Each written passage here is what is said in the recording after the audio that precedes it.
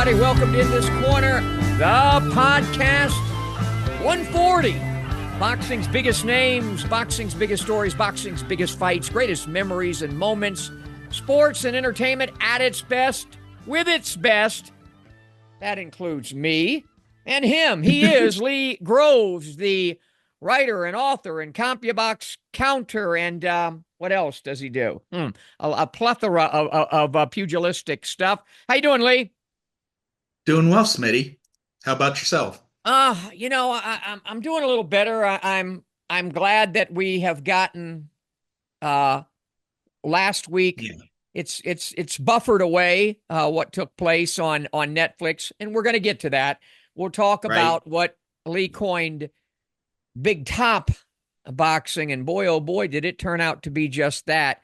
However, prior to that was big time boxing. And since I want to make this an under 15 round broadcast, you just get right to it. I know you have a lot of big time boxing that you want to talk about and get to. So go ahead.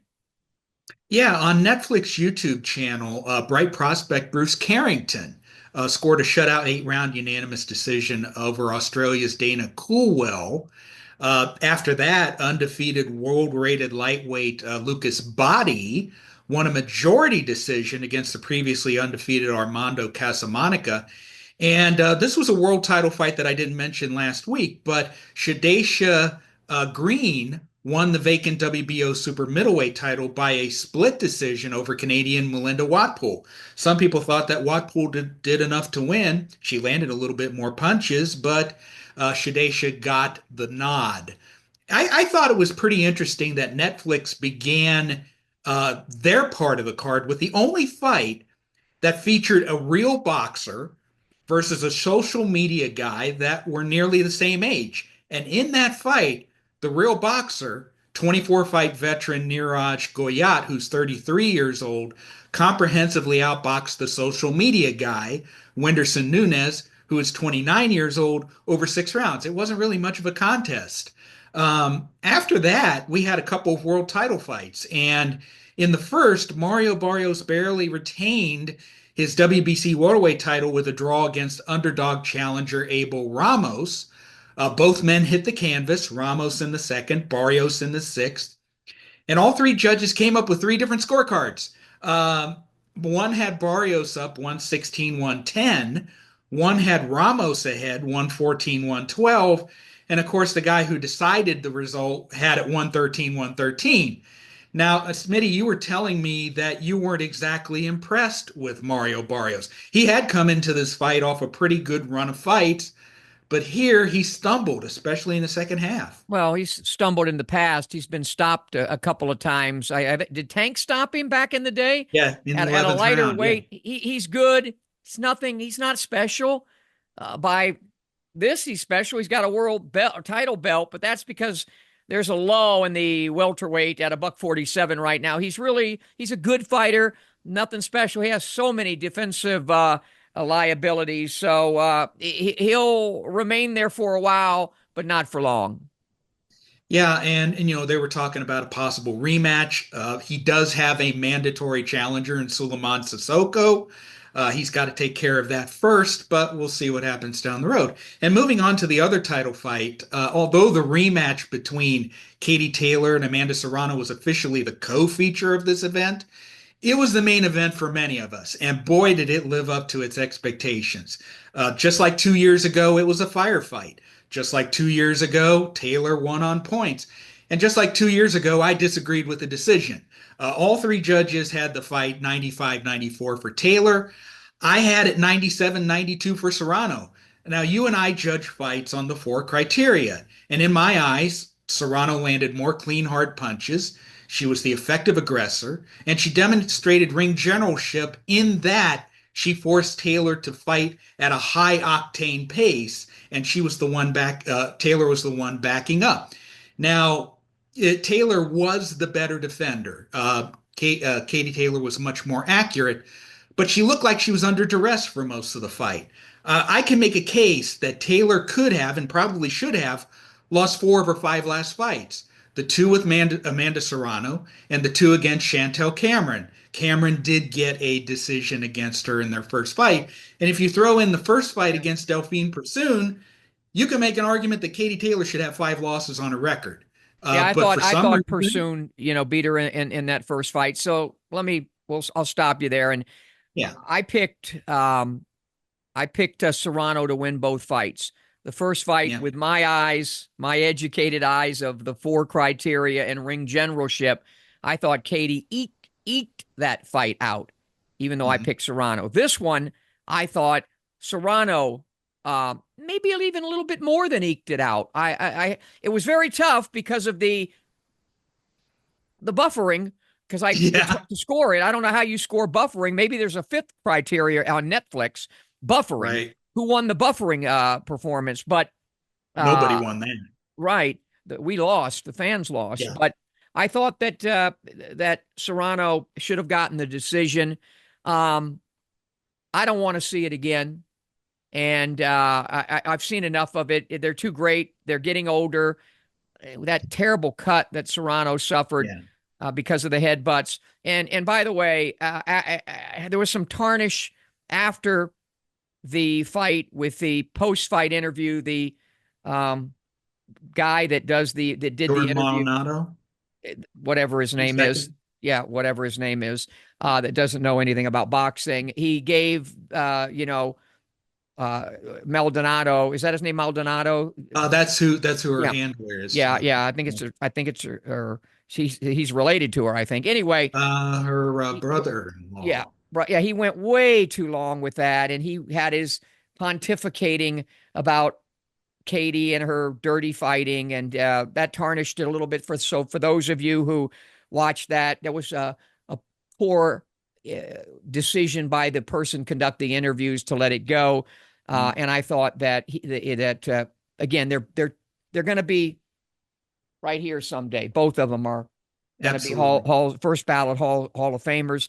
I think flip a coin as a who do I think has had a better career? Or, you flip a coin because of what Katie did in the amateurs. I'd maybe give a slight nod to her. I think she's a little bit better all around fighter, but man, they're just two peas in a pod of greatness. They'll always put on great fights. And I agree with you. I don't think there should be a third fight because a third fight, Katie Taylor is going to say, I'm 2-0 against her. Fight's going to be in the UK. And Serrano's not going to get a fair shake there either. So what's the point, right? And Kate and Amanda said it after the fight. She's a featherweight. She was moving up to 140 Right. pounds. She was at a disadvantage there. But still, I thought she won both fights. But it is what it is. And now Yeah. we turn our attention to last Saturday's DAZN card in Saudi Arabia. A lot more real boxing there. It produced a lot of news. After undefeated local favorite Ziad Almayuf surprisingly drew with a 5-6 fighter in Juan Carlos Ramirez, Oscar Duarte scored a 10-round decision over Uzbekistan's Batir Akhmedov. And although the broadcasters believe Akhmedov was robbed, I think Duarte won 7 of the 10 rounds because he was better in all 4 areas of judging, right? Clean punching, effective aggressiveness, ring generalship, and defense. In other action, William Zepeda, who is the #1 lightweight contender by all 4 sanctioning bodies, he overcame a 4th-round knockdown to score a split decision over Tevin Farmer, and in the process, he won the WBC secondary belt at lightweight. Now, I believe Zepeda fought Farmer because he was preparing for a future fight with Shakur Stevenson. Tevin Farmer's a scientific southpaw, so is Shakur Stevenson. But Farmer showed everybody that Zepeda is vulnerable to counter left hands, and he was knocked down with one. And before this fight, I thought Zepeda would be favored to beat Stevenson based on his form. But now, after what I saw with this fight, maybe it's more 50-50. What do Yeah, you think? I had a conversation with you the other day, and it's giving you a little pause. Yeah, It's funny. Lee and I, folks, 99,000% of the time on post-fight careers and where guys stand in terms of a Hall of Fame status and what have you, we agree. With current fighters, I would say we're about 85 to 90% the same, but we disagree a little bit. I never was as smitten. Smitty wasn't smitten with Zepeda as much as you are or yeah. were. And I think he can be outboxed. He's really good. It's a great matchup, and I hope we get to see it. Yeah. But it's interesting. That's also what I enjoy about Lee is he's not one of these guys that gets fixated in a thing, and he just like great fighters do, he adjusts his thoughts as I try to do as well. That's what makes boxing so fun at its best. The styles make fights, and it's the adjustments and everything is amazing of how a fighter can look so good against one guy and then be stymied by another, as I let you continue. Yeah, moving on, Arnold Barbosa Jr. scored the biggest win of his pro career by decisioning former champion Jose Carlos Ramirez over 10 rounds. But if this card had a star, it was WBO minimum weight champion Oscar Collazo. And why is that? Because he produced the night's best performance by ending Thammanoon Niyomtrong's 8-year reign as WBA champion. He became a unified champion, and he did it with style and he did it with power. And that's not something you associate with guys who weigh 105 pounds. Yeah. And finally, in the main event, WBA cruiserweight champion Zurdo Ramirez, who was on our show, he added the WBO title after comprehensively outpointing Chris Billam-Smith. Smitty Zurdo was on our show in April 2022 before he challenged Bivol for the light heavyweight championship. But ever since he went up to cruiserweight, he's really had to change his game, hasn't he? Yeah, and I think he's already accomplished so much.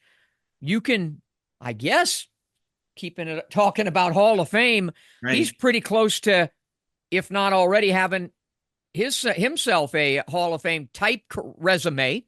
He's still got some stuff to do. We'll see what he does, and he's kind of a tweener. Not big enough to go any further, but probably too difficult for his body to go back down. So yeah. I think selective matchmaking is what's going to be important for him as he continues and finalizes his career. Yeah, very much so. And the objective for possibly the next fight is a 3-belt unification with Jai Opetaia, who most people think is the best cruiserweight in the world. Yeah. Zurdo has changed his game. He's added more movement. He's added more boxing skills. He's not reliant on his strength and height and reach as he was at 168. Yep. Should be a very interesting fight. But right now, I would have to favor Opetaia. Yep, and you're right. Zurdo really has changed his game. And how about you want to change your smile? What a segue that was, ladies and gentlemen. Yeah, there you go. A lot of people, a lot of people have caps and crowns and bridges. All of those I've experienced during my illustrious dental career. But we're moving on from that to bigger and better things with Dr. Nam Phan, who specializes. He's an expert in full mouth cosmetic veneers. And one of the great alternatives to those things are really implants, because when you have an implant, it potentially can be with you for the rest of your life, or certainly 10 years and beyond, much lengthier and better for your overall mouth health, if you will, than a bridge or what have you. And Dr. Nam Phan specializes in all of that. He's it's kind of an alternative for what most people deal with their mouth, because we usually try to take the easier and less expensive route. And that's one thing I found about Dr. Phan. He really tries to work with his patients to make it affordable, make it realistic, and he'll put together financial plans so that you can get this done. Because again, a lot of the times we don't think about the importance of our mouth until we have a problem. And boy, once you have a problem, then you realize it. Now, he has several locations in Las Vegas, primarily 2121 East Flamingo Road. He's also located in New York. I spoke to him yesterday when he was in New Jersey. Again, flexible financial options. One of the best numbers to call, just lock this one in and save it for when you need it. 702-637-9168, 702-637-9168. And before we go, him and I, Dr. Nam Phan and I had a conversation yesterday about mouth guards, mouthpieces, and the importance of such. And he puts together and makes custom mouthpieces for any and all fighters, whether it be boxers or MMA, combat sports, if you will, but also, just anybody and everybody and any kind of athlete. And even if you're a person, boxing workouts, MMA workouts are so popular now. Look, if you're going to do that and you're going to spar, make damn sure you get a good mouthpiece. And for those fighters, we have a lot of real fighters that watch this show. There is nothing more important than a good mouthpiece. It stabilizes your jaw. It keeps your teeth from being knocked out, which can still happen, but very less likely with a custom-made mouth guard. And also, even in terms of, there's been studies, even with concussions and brain damage, having that proper fitting mouth guard helps with that as well. So you can see he's pretty talented, just like Smitty and Lee, Dr. Nam Fan. All right. When we come back, dun, dun, dun, dun, dun, dun, dun, dun, dun, we'll be back.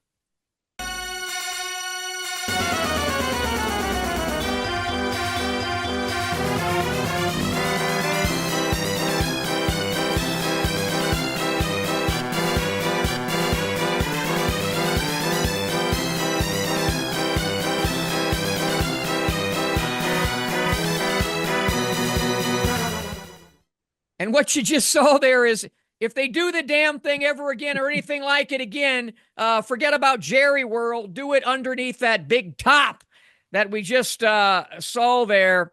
You coined that big top boxing. I've called it basically a freak show or a carnival. But you prepared some great questions for me, and go ahead. We said on the show last week that the fight itself would probably be a major disappointment, and we ended up being right in that respect. But, the bottom line for these people at Netflix and with Jake Paul and everybody associated with the bout, it was a tremendous success, and here's the proof. The official attendance was 72,300, which is the second highest indoor figure in U.S. boxing history. The reported $18 million gate was the largest in American history for any fight staged outside of Las Vegas. It doubled the previous record for Texas in both boxing and MMA. And you could take this for what you will, but according to an article that I saw on the Sun's website, it got 65 million separate streams, which made it, according to their list, the 10th most watched sporting event in world history, and the second most for a boxing event. That would be Ali Spinks 2 with 2 billion viewers. There are a lot of ways we can talk about what happened last Saturday night, but we figured the best way to do it is to ask a series of questions. And one of them, some still say, after all of this, that Paul versus Tyson was good for boxing because it exposed the sport to many new viewers. The numbers I just cited prove that point. And you said in the Smitty log last week that this event was bad for boxing. Now that you've seen it, how do you still feel the same way, or even stronger the same way? Even worse for boxing, because and I got a couple of quotes that I'll use to end the segment that really sum it up. And then I hope I never talk about this. I won't say the S word, this crap again. Right. Again, with people that really want to get into boxing, if they see this, if this was their first exposure to it, what were they exposed to? We're not even going to go, into all the different things, that they should have. In fact, I guess here is where we should lead into why they were conned in the first place.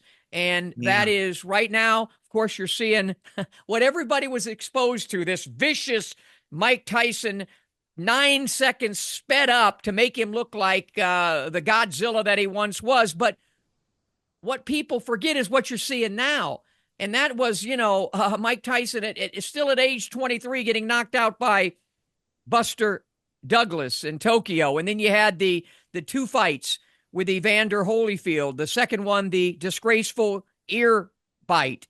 And of course, after that, you had other debacles like Francois Botha and Orlin Norris. And then remember what Lennox Lewis did to Mike Tyson.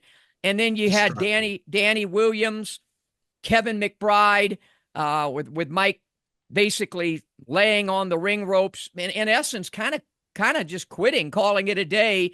Later on in his career, he was already shot to you know what by then, and of course you saw there Mike giving us all the finger, which is sort of what the event did to the general public. It was a con job setting it up. And again, for those who want to get into boxing and learn about boxing's a very lonely sport. It starts in little crusty gymnasiums, and then it's amateur fighting and trying to build up careers, and then someday, God willing, you make it to the International Boxing Hall of Fame, or you carve out a great career. This is I don't even really want to mention his name of how he did it. But I'll say Paul's a fantastic marketer. He's a marketing genius. But as for, there was nothing about that resembled boxing. Nothing. And the fight itself was not a fixed fight. Well, I know you got other questions, so I don't want to get ahead of myself, but continue. Oh, sure. But do you think this whole event tarnished Tyson's legacy? And do you think that maybe Jake Paul's impact has been negatively affected by this? So I'll about the other one, frankly, my dear, I don't give a damn about Paul. And by the way, because I was asked this morning, I did some stuff in New Zealand, and they did a lot of clips that probably are going viral of me calling him a punk ass kid. And the only reason I'm doing that is because of the comments that he makes, that he could have beaten the Mike Tyson that we're going to talk about later, because this is the what year anniversary is this, of the 28 years or something like that when he beat 38 38 years when he beat Trevor Berbick. When he says he could beat that guy, and when he says he can beat Canelo, and then when he gives the finger to boxing, saying I'm now the face of boxing, and then unfortunately you got great fighters calling him out because they want a huge payday. And then you got older retired guys that want to do what Tyson did. It just creates a cacophony of crap. But as far as Mike, you said last week that, it could be a situation where he gets knocked out and it becomes a meme for the next 20 years. Yeah. He didn't. And he didn't get knocked out. He made it through the eight rounds somehow. And barely. Barely. So I think that because he's so famous and in some ways overrated, the fact that he was so overrated before this might balance it off to where maybe he'll just come out of this, if he never does anything like this again, and still be, he once was for a short window of time, the baddest man on the planet. You think he carried him? No, absolutely. Jake Paul carried. No, absolutely not. He doesn't know how to carry anybody. He's not skilled enough to do that. I think in the early stages, he grew up idolizing Mike Tyson probably, and idolized him. And I think that he was concerned about Mike's physical prowess early. Probably he got conned in. The con man got conned by all the silly videos, and he had respect. And then once he realized Mike didn't have it anymore, he didn't know how to finish him. And he was always a little, leery of how much, and what does he have left? And if I go in to do it, and how do I do it?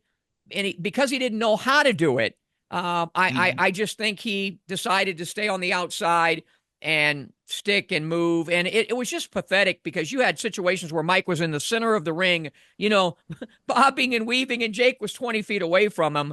So no, I do not think that Jake carried him. Even the way he answered the question at the end, well, yeah, I did carry him. No, he didn't carry Mike Tyson. He just didn't know how to finish him. He could have too, by the way, because you and I had a conversation, fighters that really know about this, and I've interviewed so many of them. The way to beat Mike once he tired out was to push him back.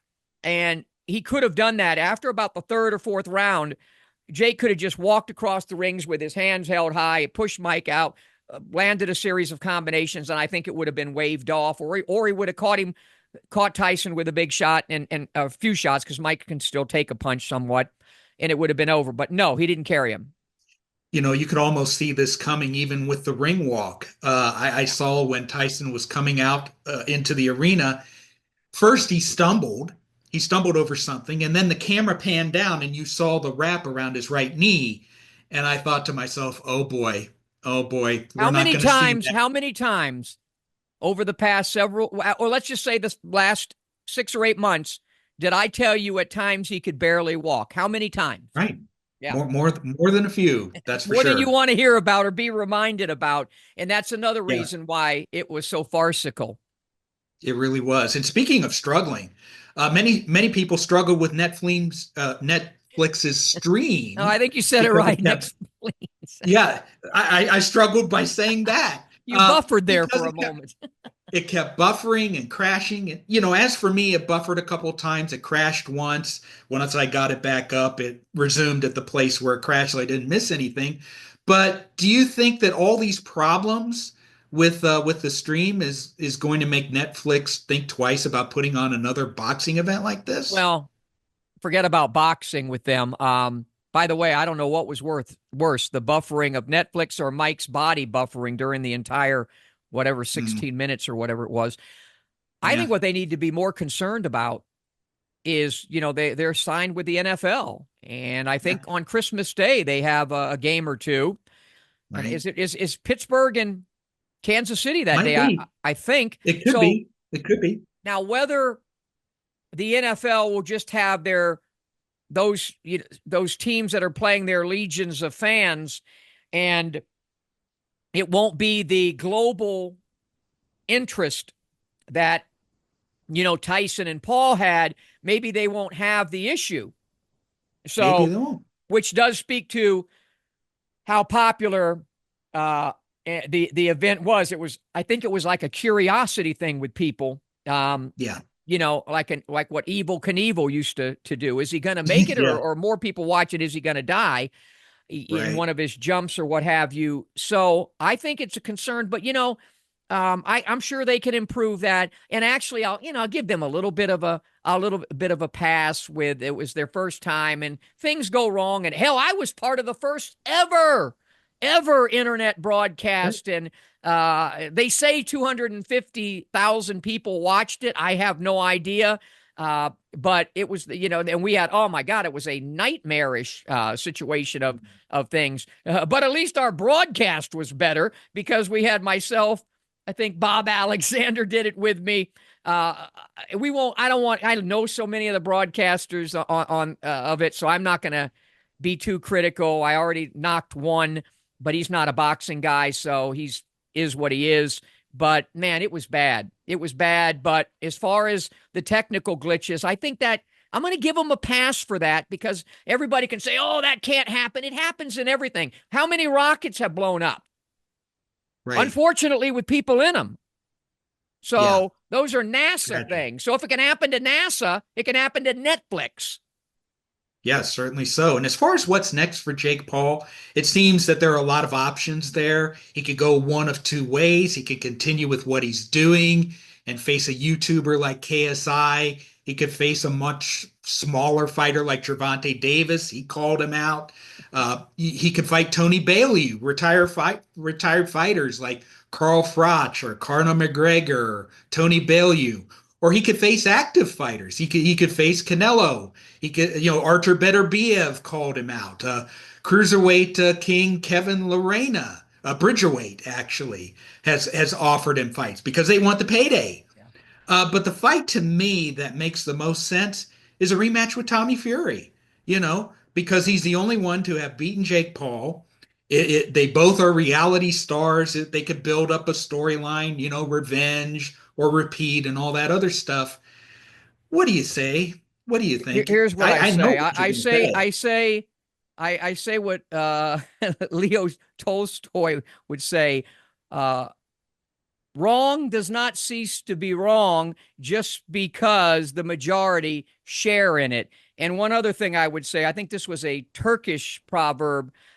When a clown moves into the palace, he doesn't become the king. The palace becomes a circus. And we'll be back. I got two options. Option one, I can accept defeat. Option 2, I can get up. I can get tougher. I can get faster. I can get stronger. And then I go get mine.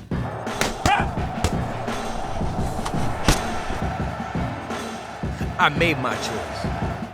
Have you made yours? Back in this corner of the podcast, a $140, boxing's biggest names, biggest stories, biggest fights. But this is always one of my favorite segments because we have, you doing it, Lee Groves, the historian. Memories and moments 38 years ago well, I guess it would have been yesterday, 38 years ago. Yeah. Iron Mike Tyson becomes the youngest heavyweight champion of all times. Listen to this. Trevor Berbick cannot punch with this guy. Tyson knows it. Berbick nailed. He's hit again. He's going to go. There he goes. He's back up. He'll have to take the 8 count. The 3 knockdown rule is waived. This is only round 2. And the champion's in a lot of trouble. He won't be able to survive this round. Just missing the uppercut. The left hook gets him. And down he goes. That's his second time. I don't think he'll be able to recover. It's up to 5. He's trying gamely. It's going to be all over. He can't continue. It's all over. A second round knockout. A big win for Mike Tyson. A second round knockout win for Mike Tyson. He's the new WBC heavyweight champion. It came at 2:35 of the second round.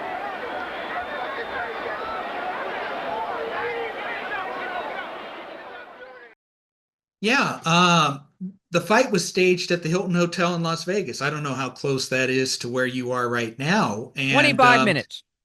25 minutes. Okay. But the fight was part of HBO's tournament to crown an undisputed heavyweight champion. And Tyson earned his spot in that tournament just 77 days earlier when he stopped former cruiserweight champion Alfonso Ratliff in 2 rounds, also on HBO's air. Now, Berbick was making the first defense of the WBC title he won from Pinklon Thomas exactly 8 months earlier. And he won his fights by being aggressive and physical, Berbick.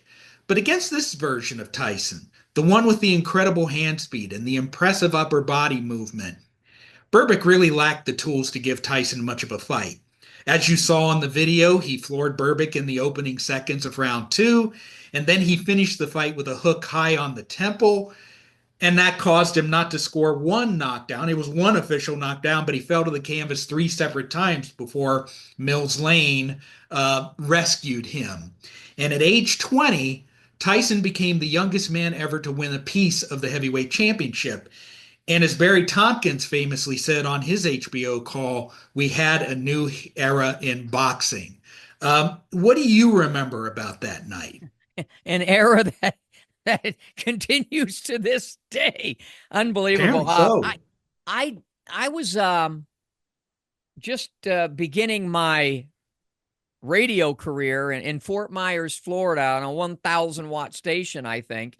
And I remember I either had Mike on right before that or shortly after that fight. I had him on. I set up an interview with him.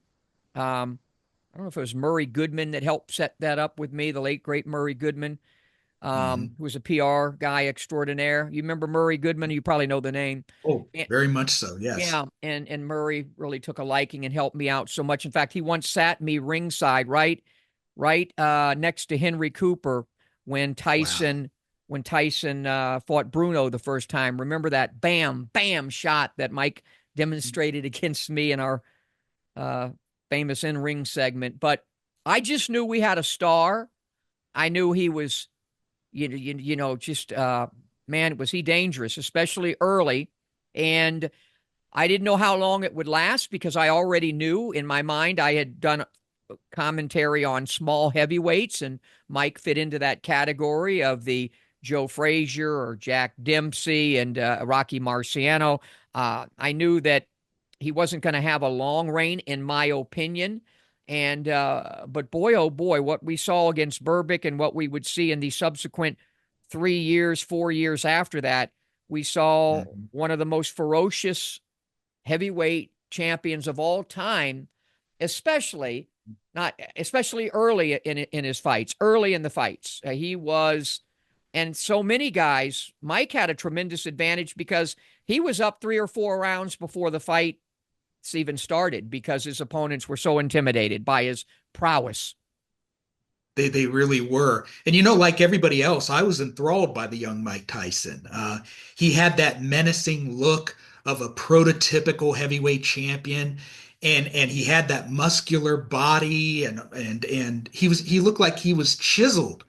But despite that body type, he really possessed extraordinary hand and foot speed. Yeah.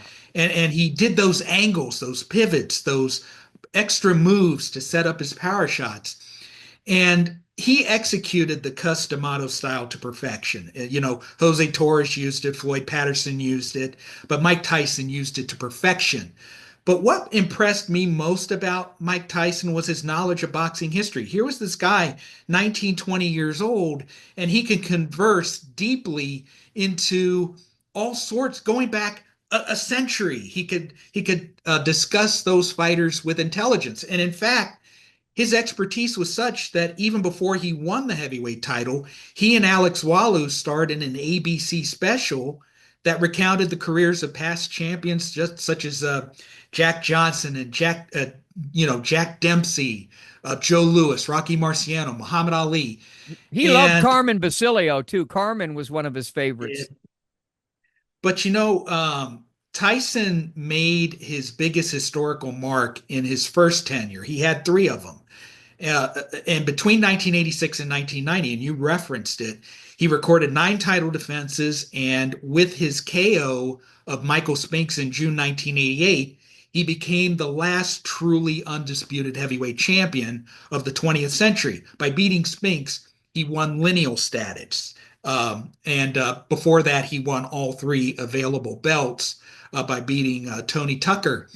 And he really was a destructive machine. Yeah. And that is the Mike Tyson that I think of when people ask me, how would he stack up against all the greats of the past? And when you ask, where does he stand in the heavyweight pecking order? It's really 2 different questions. It's head-to-head versus just the resume and what he did in the ring. So, Smitty, if I were to ask you, how would you place Mike Tyson in these 2 contexts, how would you do it? Where would you place him? Interesting. You talked about, and how much he, and I've interviewed him so many times, how much he cared about legacy of the fighters. It's funny because Mike seemed to care about everybody's legacy but his own, especially with what he just did. In terms of where he ranks, it's a great question, and it definitely is a double edge because it's 2 sides to it. Where would I rank him above a Gene Tunney? Probably not. I don't know, but would he have beaten Tunney? Yeah, he's too big. Would he have? Marciano was unbeaten. Would he have beaten Marciano? I think he would have. People think that, he was faster, more ferocious than Joe Frazier. I think Joe beats him because Joe could do it for 15 rounds. Mike would shoot his wad at about round 7, round 8. But there's no taking away what he did when he did it and when he did it at his best. He was one of the most, to overuse the word, ferocious, Godzilla-like heavyweights of all time. Because I like more than one dimension, you mentioned the Customato style, I think Mike was kind of one-dimensional. And people, so many fans, and you can't, by the way, you can't blame anything that happened the other night on this. There are boxing people I've done commentary that said, Mike Tyson at his best was the perfect heavyweight. No, he wasn't. He only fought one damn way. He didn't have a plan B, a plan C, a plan. He couldn't do what Larry Holmes and Lennox Lewis and, of course, Muhammad Ali and others could do.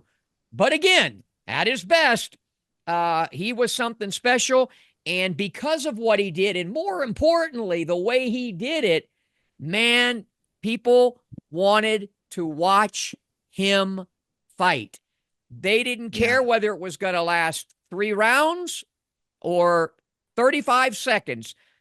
Mike Tyson was a party to behold when he was at his best. And the fact that people still listen, it wasn't about Jake Paul the other night. People were there.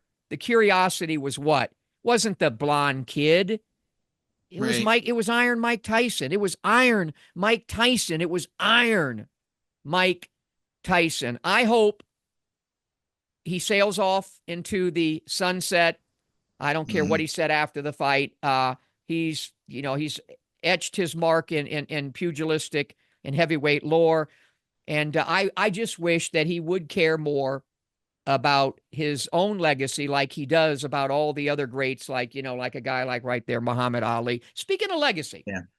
Yeah. Speaking of legacy, in the National Football League, there's Lombardi's Packers, right? There's the Dallas Cowboys. They had a few great reigns. The Pittsburgh Steelers, the Steel Curtain Defense and what have you. The San Francisco 49ers and, the Bill Walsh era and, that sort of thing. And then of course, obviously you have the GOAT, Tom Brady, who could do no wrong. The greatest team ever, especially for one season, right? No. Wrong. For the 52nd year in a row, there's only one team in Perfectville, and it is the 1972 Miami Dolphins. Spoken loud and proud from a little ball boy of that team. We had Paul Warfield, the great Hall of Fame wide receiver, on with us a few weeks ago. Ironically, the day of this Sunday, when thanks to the Buffalo Bills and Josh Allen and company. By the way, I hope Buffalo finally can win a Super Bowl. They deserve it as much as anybody in the National Football League. They go to 4 in a row. But I had a great conversation with Paul's daughter, Sonia Warfield, very talented writer and director herself. And we had a great conversation about different things. And it was before the game. And I said, I'm just going to be rooting for Buffalo. And later on in the day, she would text me again here, 52 years in a row. I just am so proud to be just a little part. I guess with my diminutive stature, I'm a little part of anything, right? But I'm glad that I was a part of something really big. And I think as each year goes by, it becomes even more special. And, It's cool because when I met you, we met about boxing, and I had no idea you were, just this really knowledgeable and passionate football guy as well. And, do you think with everything going on, do you think what the Dolphins did gets lost in the shuffle a little bit, or do you think that people still appreciate it the way they should? I think so. The very fact that it is still relevant after all of these years, everybody looks and sees, well, how many undefeated teams are left? How many? They're whittling down. And this time it was week 9-0 with Kansas City. We all said that there was a long way to go if they were to go perfect and to win a 3rd consecutive Super Bowl championship. That hasn't been done, but it's always there. It may not be overt in the forefront of football conversation, but every year, because of the 1972 Dolphins, they always keep a sharp eye on how many teams are undefeated, how far they go, and once they go, we see the video of Mercury Morris and Larry Zonka and now Smitty getting the champagne and celebrating the last of the Mohicans, you might say. Yeah. And by the way, we had Paul on a few weeks ago. Whether you folks like it or not, you football fans out there of other teams, we will have more. I promise you, plenty more of the 72 Dolphins. Unfortunately, a lot of them, I think the entire coaching staff is gone, no longer with us. But I'm sure Merck was up there with Coach Shula and Nick Bonacani and Jake Scott and so many others. Speaking of Paul, we're not going to be on next week, but Paul's birthday is the 28th. Is that Thanksgiving Day? I think Thanksgiving Day. And you know, speaking of Thanksgiving Day and November 28th, who else has a birthday that day? I'm trying to think. How many years is it going to be, baby? Yeah, it's a big one. It's number 60 for me. Yeah. And I'm very thankful that I'll get to 60. Yeah. And by the way, that's a reminder before we get out of here. While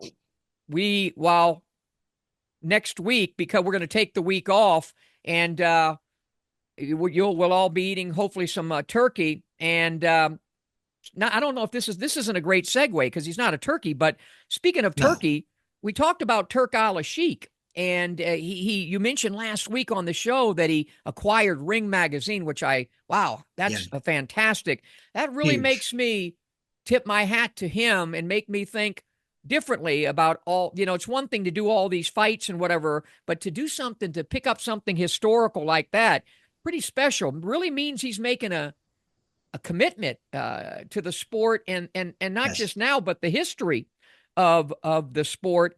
And with that, I'll let you plug when they do see us again, who will be on with us. Yeah, Editor-in-Chief Doug Fisher. He's going to be on to discuss the transition, the changing of the guard, the transition. They did say that they're going to bring back the print edition of Ring Magazine after 2 years away. They're going to update the website. They're going to digitize the entire Ring Magazine collection, which would be a great resource for researchers like me and for everybody else who loves boxing history. But if anybody knows about what's going to come down the road, it is Doug Fisher, my boss at ringtv.com. And it'll be great to have him on again. We had him on before, have him on again. Well, I'll wish you and I wish everybody a happy holiday. I'll wish you a happy holiday and a happy birthday. But this might surprise you. Lee and I talk in between the show, probably a little bit too much.